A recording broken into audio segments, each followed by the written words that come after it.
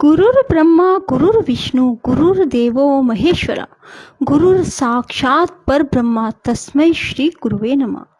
राधे राधे मेरे प्यारे भाइयों बहनों माताओं व बंधुओं, आज गुरु पूर्णिमा के दिन मैं आपके लिए लाई हूँ श्री विष्णु महापुराण। बंधुओं, गुरु पूर्णिमा के दिन विष्णु महापुराण सुनने का बहुत ही महत्व है।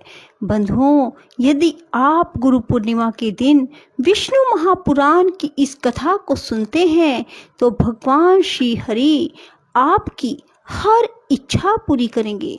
बंधुओं, यदि आपने हमारे चैनल को अब तक सब्सक्राइब नहीं किया तो जरूर करें और बेल आइकन दबाना ना भूलें ताकि आपको हमारी आने वाली सभी वीडियोस की जानकारी सबसे पहले हो सके। बंधुओं, कथा को पूरी सुनने के बाद कमेंट बॉक्स में जय विष्णु भगवान जरूर लिखें। बोलो विष्णु भगवान की जय। श्री प्राशर जी बोले, हे मैत्रेय, देवताओं से इस प्रकार स्तुति की जाती हुई देवकी जी ने संसार की रक्षा के कारण भगवान पुंडरीकाक्ष को गर्भ में धारण किया। तदंतर संपूर्ण संसार रूप कमल को विकसित करने के लिए देवकी रूप पूर्व संध्या में महात्मा अच्युत रूप सूर्य देव का आविर्भाव हुआ। चंद्रमा की चांदनी के समान भगवान का जन्मदिन संपूर्ण जगत को आह्लादित करने वाला हुआ। उस दिन सभी दिशाएं अत्यंत निर्मल हो गई। श्री जनार्दन के जन्म लेने पर संत जनों को परम संतोष हुआ। प्रचंड वायु शांत हो गया, नदियां अत्यंत स्वच्छ हो गई। समुद्रगण अपने घोष से मनोहर बाजे बजाने लगे, गंधर्वराज गान करने लगे और अप्सराएं नाचने लगी।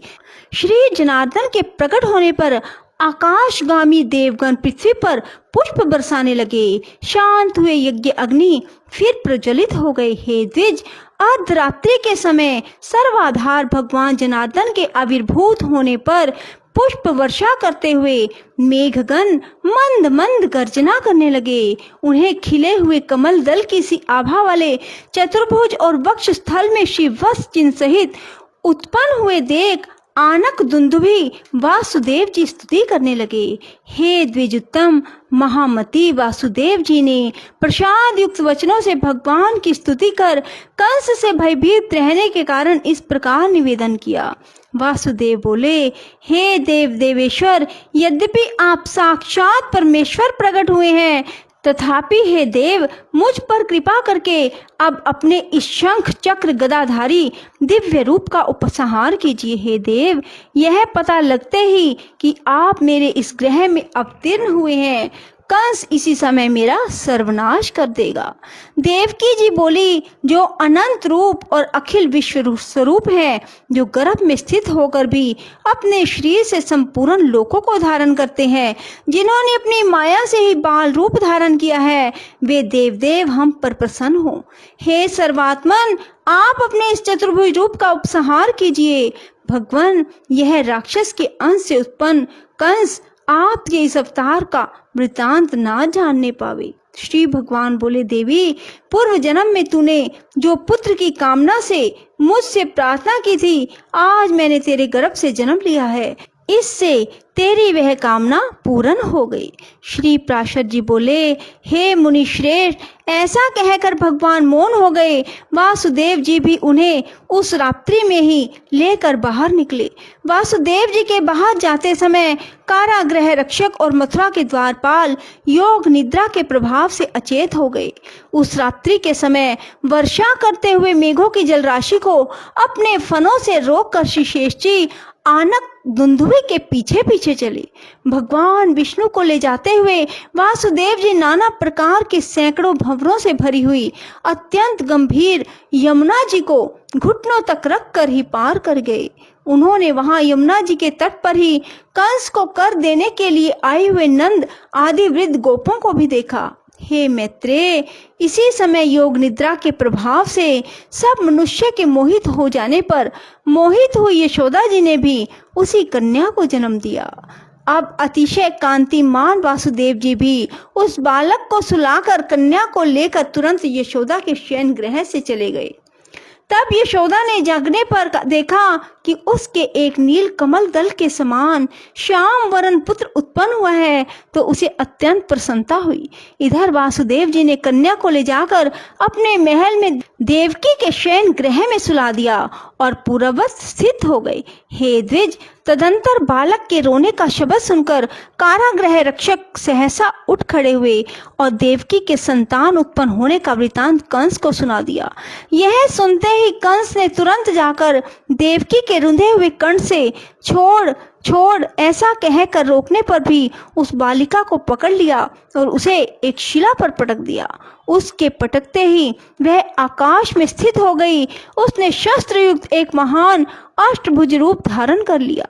तब उसने ऊंचे स्वर से अट्टहास किया और कंस से रोषपूर्वक कहा, अरे कंस, मुझे पटकने से तेरा क्या प्रयोजन सिद्ध हुआ जो तेरा वध करेगा? उसने तो जन्म ले लिया है। देवताओं के सर्वस्व हरि ही तुम्हारे काल ने मेरु पूर्व जन्म में काल थे। अतः ऐसा जानकर तू शीघ्र ही अपने हित का उपाय कर। ऐसा कह वे दिव्य माला और चंदन आदि से विभूषिता तथा सिद्धगण द्वारा स्तुति की जाती हुई देवी भोजराज कंस के देखते देखते आकाश मार्ग से चली गई। तब कंस ने खिन्न चित्त से प्रलंब और केशी आदि समस्त मुख्य असुरों को बुलाकर कहा। कंस बोला, हे प्रलंब, हे महाबाव केशिन, हे धेनुक, हे पूतने, हे अरिष्ट आदि अन्य असुरगण, मेरा वचन सुनो। यह बात प्रसिद्ध हो रही है कि दुरात्मा देवताओं ने मेरे मारने के लिए कोई यत्न किया है, किंतु मैं वीर पुरुष अपने वीर्य से सताए हुए इन लोगों को भी नहीं गिनता।